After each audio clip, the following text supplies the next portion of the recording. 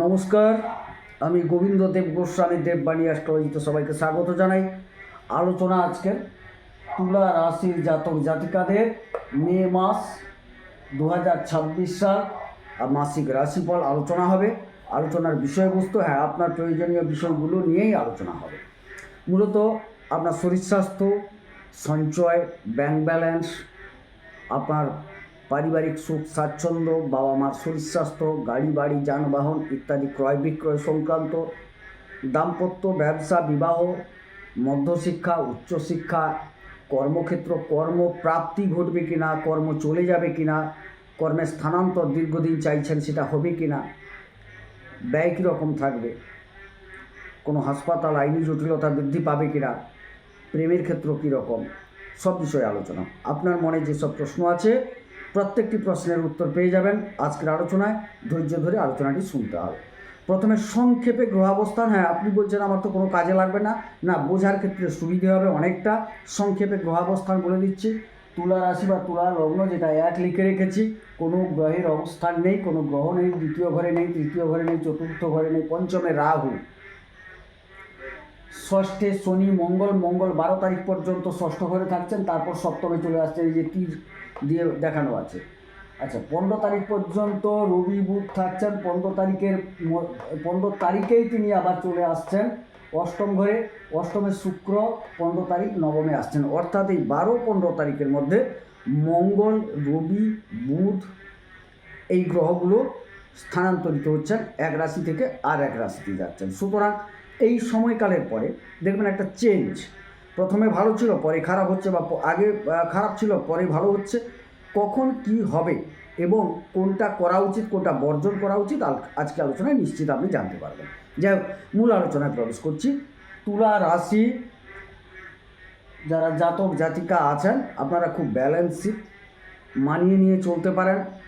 আপনাদের মধ্যে এরকম একটা ক্ষমতা আছে, প্রত্যেকটা পরিবেশ আপনার ক্ষেত্রে উপযোগী যাতে হয়ে ওঠে, আপনি কিন্তু তা পারেন। এবং আপনাদের একটা বিচার শক্তি আলাদা। বিচারের ক্ষেত্রে আপনি প্রকৃত যেটা ন্যায় অন্যায় বলে দিতে পারেন, এবং আপনাদের জ্ঞান অর্জনের ক্ষমতা আলাদা। তুলারাশির জাতক জাতিকারা অনেকেই কিন্তু জ্যোতিষী যে পেশাটা তারা গ্রহণ করেছেন, বা অনেক চর্চামূলক জায়গা তারা গ্রহণ করেছেন। এরা শৌখিন প্রকৃতির হন, বিলাস বহুল হন, তাদের চলাফেরা কথাবার্তার মধ্যে একটা কি বলবো, শৈল্পিক ব্যাপার কাজ করে। যাই হোক, রাশির ষষ্ঠে মিনে বসে আছে শনি এবং মঙ্গল 12 তারিখ পর্যন্ত। তো হঠাৎ ষষ্ঠে চলে গেলাম কেন? না, রিপু, ঋণ, রোগ, শত্রুতা ইত্যাদি বিষয়, আমরা রোগের বিষয়টা প্রথমে আলোচনা করে নেব। এই মঙ্গল এবং শনি একত্রিত হয়ে একটা বিষযোগে আবদ্ধ হয়েছেন। এরপরে ব্লাড রিলেটেড ছোটোখাটো সমস্যা, ফুটে যাওয়া, ছিঁড়ে যাওয়া, রক্তপাত, বড় অপারেশান এগুলো ঘটবে। সাথে হাড় ভেঙে যেতে পারে, নার্ভের সমস্যা আসতে পারে, কোমরের নিম্নাংশ একটু আঘাতপ্রাপ্তি ঘটতে পারে নিম্নাংশে, এই থেকে আপনাকে সাবধান থাকতে হবে। এবারে চলে যাই দ্বিতীয় ঘর, সঞ্চয়, ব্যাংক ব্যালেন্স, কুটুম্ব, খাদ্য, বাক্য, এগুলো আলোচনা করা হয়। এর অধিপতি হচ্ছেন মঙ্গল। মঙ্গল ষষ্ঠে গিয়ে বীজযোগে আক্রান্ত হয়ে গেছেন। এটা সঞ্চয়ের ঘর। সঞ্চয়ের প্রতি ষষ্ঠে গিয়ে বীজযোগে আক্রান্ত হয়েছে, সুতরাং একটা ঋণের যোগ প্রথমে থাকবে। ঋণ থেকে একটা বিষময় পরিস্থিতি তৈরি হবে, যেটা থেকে আপনি খুব একটা বিপরীত পরিস্থিতিতে পড়ে যাবেন। আচ্ছা, বাক্যের কিঞ্চিত উথাল পাথাল ভাব, কুবাক্য ব্যবহৃত হয়ে যেতে পারে আপনার মুখ দিয়ে।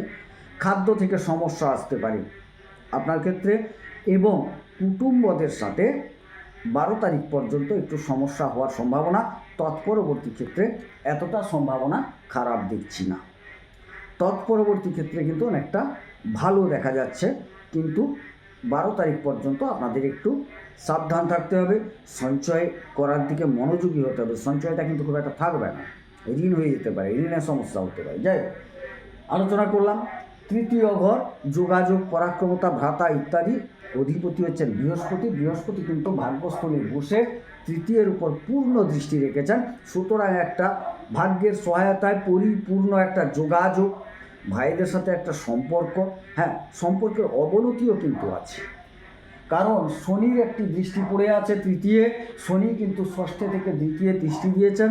সেই তৃতীয় দৃষ্টি দেওয়ার সুবাদে ভাইদের সাথে সম্পর্কের অবনতি ঘটলেও বৃহস্পতির দৃষ্টিতে সেটা কিন্তু ঠিকঠাক হয়ে যাবে। গেল পড়শিদের সাথে একটা বচসা হবে, কিন্তু সেখানে আপনি আপনার ব্যবহারের দ্বারা, আপনার জ্ঞানের দ্বারা সেখানে কিন্তু তাদের মধ্যে একটা নিজেকে প্রতিষ্ঠিত করতে পারবেন। ছোটোখাটো ভ্রমণ যোগ আছে অবশ্যই,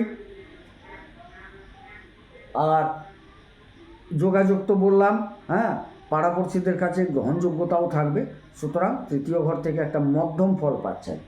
চতুর্থ ঘর খুবই গুরুত্বপূর্ণ জায়গা। এই জায়গায় দেখা যাচ্ছে যে আপনার মায়ের শরীর স্বাস্থ্য অবশ্যই অবনতি ঘটবে, রোগ ভাব দেখা দেবে, নার্ভ, হাড়, কোমরের নিম্নাংশ, হাঁটু এই জাতীয় জায়গায় আপনার মা ভুগছেন এই মুহূর্তে। খুব সাবধান, চিকিৎসকের পরামর্শ নেন। চিকিৎসকের সাথে সম্পর্ক তৈরি হতে পারে এই সময়, কারণ মায়ের শরীর স্বাস্থ্য নিয়ে বা পরিবারের অন্যান্য সদস্যরাও কেউ কেউ চিকিৎসার জন্য চিকিৎসকের কাছে যাবেন। পারিবারিকভাবে আপনি কিন্তু ঋণগ্রস্ত হওয়ার যোগ, পরিবারের কিছু ঝামেলায় জড়িয়ে যাবে, পরিবারের মানুষজন আইনি জটিলতায় জড়াতে পারে আপনার পরিবার। কিছু পারিবারিকভাবে শত্রুতা তৈরি হবে, আপনার পরিবারের কিছু মানুষ শত্রু তৈরি হয়ে যাবে। আপনার পরিবারের মানে আপনার যে যৌথ পরিবার তার বিরুদ্ধে বাইরের কেউ শত্রুতা তৈরি করবে, নতুন করে শত্রুতার সৃষ্টি হওয়ার সম্ভাবনা দেখতে পাচ্ছি। 12 তারিখ পর্যন্ত সেটা আরও বিষময় পরিস্থিতিতে চলতে হবে আপনার পরিবারকে। পঞ্চম ঘর, হ্যাঁ এখানে আবার চতুর্থ ঘর থেকে স্নাতক স্তর পর্যন্ত পড়াশোনা আলোচনা করা হয়। 12 তারিখ পর্যন্ত মনোনিবেশ করা বড় কষ্ট হবে, তৎপরবর্তী ক্ষেত্রে ভালো। তবে হ্যাঁ 12 তারিখ পর্যন্ত যারা আইন নিয়ে পড়াশোনা করছেন তাদের ক্ষেত্রে ভালো। যারা চিকিৎসা সংক্রান্ত বিষয় নিয়ে পড়াশোনা করছেন, সেবামূলক কোনো কর্ম নিয়ে পড়াশোনা করছেন, ভূমি নিয়ে পড়াশোনা করছেন, ইঞ্জিনিয়ারিং কিছু ক্ষেত্রে পড়াশোনা করছেন, অবশ্যই তাদের ক্ষেত্রে ভালো। অন্যান্য ক্ষেত্রগুলি একটু সমস্যায় পড়তে হতে পারে যারা পঠন পাঠন করছেন। পঞ্চম ঘর উচ্চশিক্ষা, প্রেম, সন্তান ইত্যাদি আলোচনা করা হয়, সাফল্য, প্রতিষ্ঠা ইত্যাদি। আচ্ছা, ওখানে রাহু বসে আছেন, অধিপতি কিন্তু ষষ্ঠে, তাইলে পঞ্চমাধিপতি ষষ্ঠে গেছে। ষষ্ঠ বিষয় থেকে তো বললাম যা যা বিষয়গুলো বললাম, এই ডাক্তারি, সেবামূলক ইত্যাদি ইত্যাদি যা যা বললাম, সেখানে আপনারা উচ্চশিক্ষায় যারা আছেন ভালো ফল পাবেন। এবারে যারা কম্পিউটার নিয়ে পড়াশোনা করছেন, ফটোগ্রাফি নিয়ে পড়াশোনা করছেন, ইলেকট্রিক্যাল কোনো বিষয় নিয়ে পড়াশোনা করছেন, তাদের ক্ষেত্রে সময়টা যথেষ্ট ভালো। যারা রিসার্চ করছেন তাদের ক্ষেত্রেও সময়টা যথেষ্ট ভালো।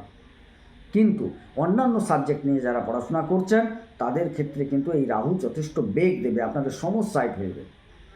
নতুন নতুন প্রেম আসার সম্ভাবনা, যে প্রেম শিক্ষাক্ষেত্রে আঘাত আনতে পারে এবং ভুলভাল প্রেমই হবে।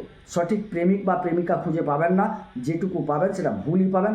প্রভূত প্রেম আসবে, কিন্তু প্রেমগুলোর টিকার ক্ষেত্রে সমস্যা আছে, হয়তো টিকেও যাবে কিন্তু সেটা ভুল জায়গা, পরবর্তীতে সেইটা থেকে আপনার একটা সমস্যা তৈরি হবে।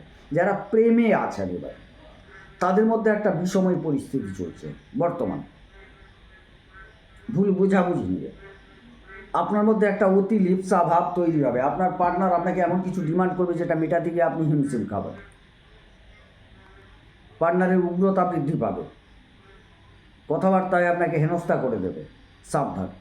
তাহলে উচ্চশিক্ষা ক্ষেত্র বললাম, প্রেমের ক্ষেত্র বললাম, সন্তান যারা নিতে চাইছেন অবশ্যই চিকিৎসকের পরামর্শ নেন, না হলে কিন্তু সন্তান সমস্যা হবে, গ্রহণে সমস্যা হবে, ডেলিভারিতে সমস্যা হবে। ষষ্ঠ ঘরে বসে আছেন শনি এবং মঙ্গল, এইখানে 20 যোগ তৈরি হয়েছে। ষষ্ঠাধিপতি ভাগ্যস্থলে, কিন্তু এখানে বৃহস্পতির কোনো দৃষ্টি নেই।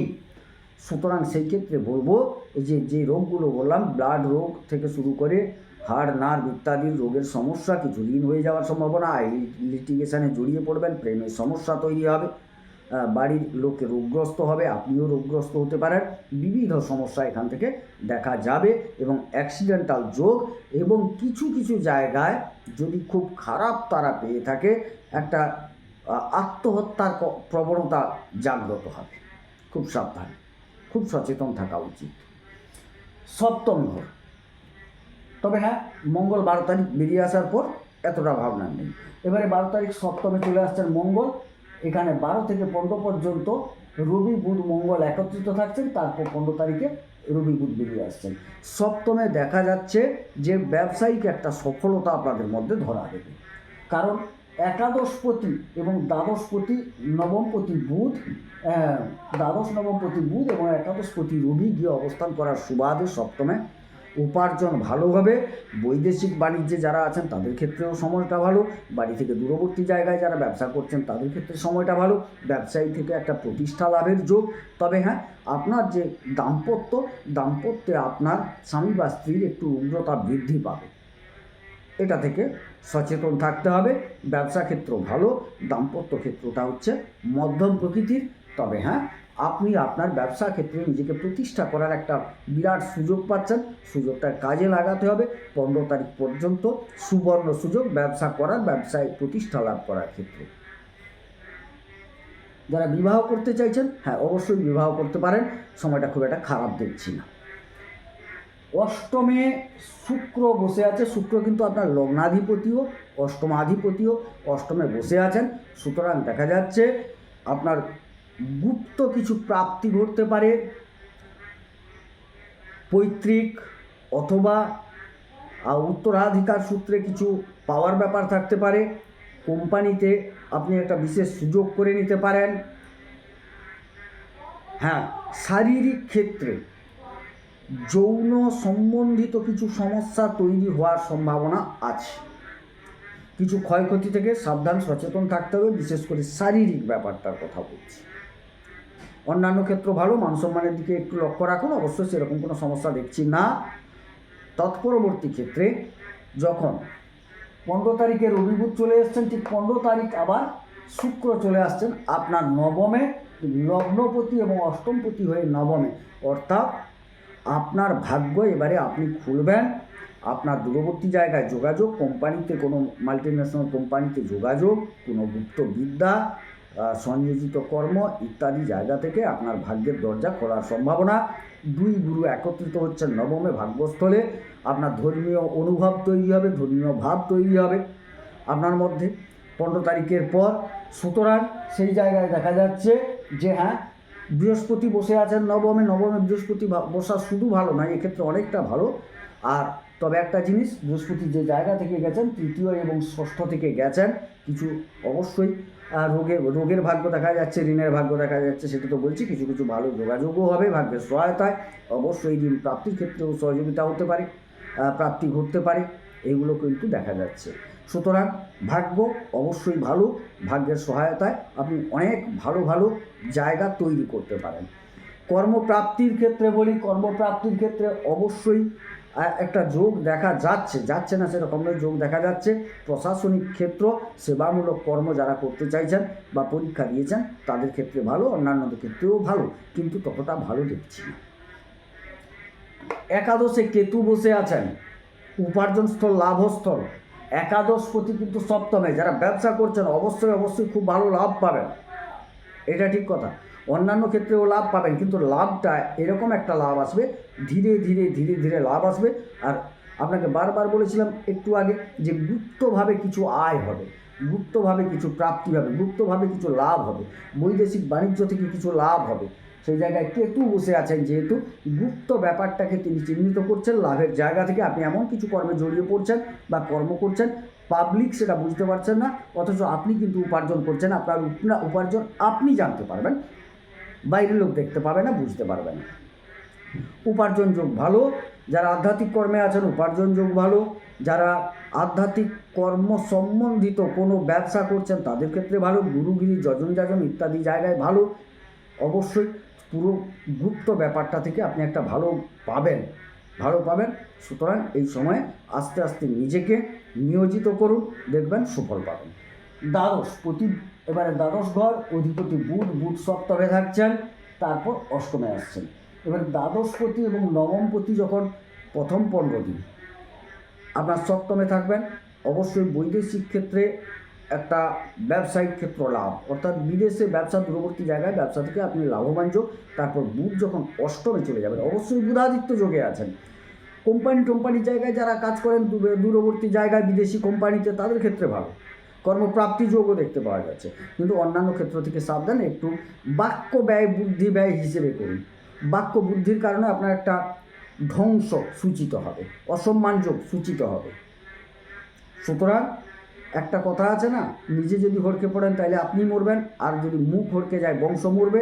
সুতরাং বুধ হচ্ছে বুদ্ধি এবং বাক্যের কারক গ্রহ। সুতরাং আপনার বুদ্ধি বাক্যকে সঠিক প্রয়োগ করতে হবে, তবে গিয়ে আপনি একটা ডেভেলপমেন্ট করবেন, ভালো সময় পাবেন। অবশ্যই যে একদম খারাপ সময় তা নয়। তুলা রাশির যারা জাতক জাতিকা আছেন, সময় অবশ্যই ভালো যাচ্ছে। তবে হ্যাঁ, আপনার কোন নক্ষত্রে জন্ম তা বিচার করা উচিত, এবং আপনার নক্ষত্রটি জানলে এই যে গ্রহাবস্থান প্রকৃতপক্ষে নবতারা চক্রের কোন জায়গায় বসে আছে, কে কতটা সাপোর্ট দেবে, সেটা চিহ্নিত করা যাবে। যাই হোক, ছোট্ট করে আলোচনা করলাম। এবারে যদি কোনো সংশয় থেকে থাকে অবশ্যই যোগাযোগ করতে পারেন। নাম্বার দেওয়া আছে 9609078231, আর হোয়াটসঅ্যাপ নাম্বার দেওয়া আছে 8972451464। আপনি যোগাযোগ করুন, অবশ্যই দক্ষিণা দিয়েই যোগাযোগ করতে হবে। যাই হোক, আলোচনা খুব সংক্ষেপে করলাম। যদি ভালো লাগে অবশ্যই চ্যানেলটিকে লাইক করবেন, সাবস্ক্রাইব করবেন। আমারই চ্যানেলে সাপিক যোগ চলছে, অঙ্গারক যোগ চলছে, যেগুলো বুঝে নেওয়ার দরকার আছে। আপনার যদি কুণ্ডলিতে সাপিক যোগ থাকে তাহলে আপনার জীবনে কী ভয়াবহতা আসবে। আপনার জীবনে যদি কুণ্ডলিতে অঙ্গারক যোগ থেকে থাকে, আপনি কতটা সুফল পাবেন বা কতটা কুফল পাবেন, একদম খোলামেলা বিস্তারিত আলোচনা আছে। আপনি একটু খুঁজে দেখুন, অবশ্যই আপনার প্রচুর কাজে লাগবে। যাই হোক, সবাই ভালো থাকুন, সুস্থ থাকুন, সুন্দর থাকুন। ঈশ্বর সকলের মঙ্গল করুন। মঙ্গল হোক। নমস্কার।